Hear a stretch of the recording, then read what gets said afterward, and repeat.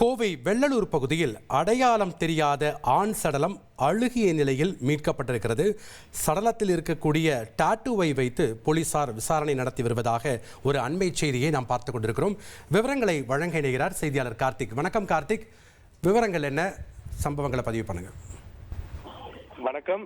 நேற்றைய தினம் வெள்ளூர் பகுதி அருகே கை கால்கள் கட்டப்பட்டு ஆண் சடலம் ஒன்று கண்டெடுக்கப்பட்டது. பிரேத பரிசோதனைக்காக கோவை அரசு மருத்துவமனையில் வைக்கப்பட்டுள்ளது. இந்நிலையில் அந்த நபர் எப்படி உயிரிழந்தார், கொலை எதுவும் செய்யப்பட்டதா என்ற கோணத்தில் தனிப்படை அமைத்து போலீசார் விசாரணை மேற்கொண்டு வருகிறார்கள்.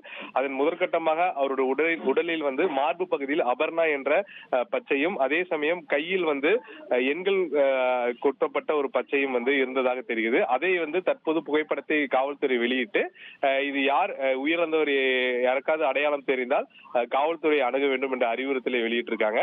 தொடர்ந்து இந்த சம்பவம் குறித்தான அந்த பகுதியில் பொருத்தப்பட்டிருக்கூடிய சிசிடிவி கேமராக்கள் மற்றும் செல்போன் அழைப்புகள் குறித்து தனிப்படை விசாரித்து வருகிறார்கள். இந்த உயிரிழப்புக்கு காரணம் என்ற கொலையா இல்ல வேற ஏதாவது காரணமா என்ற கோணத்தில் விசாரணை செய்யப்படுறது மிக முக்கியமாக பார்க்கப்படுகிறது. நன்றி கார்த்திக், உங்களுடைய கள விவரங்களுக்கு. செய்திகளை உடனுக்குடன் தெரிந்து கொள்ள உடனே சப்ஸ்கிரைப் பண்ணுங்க.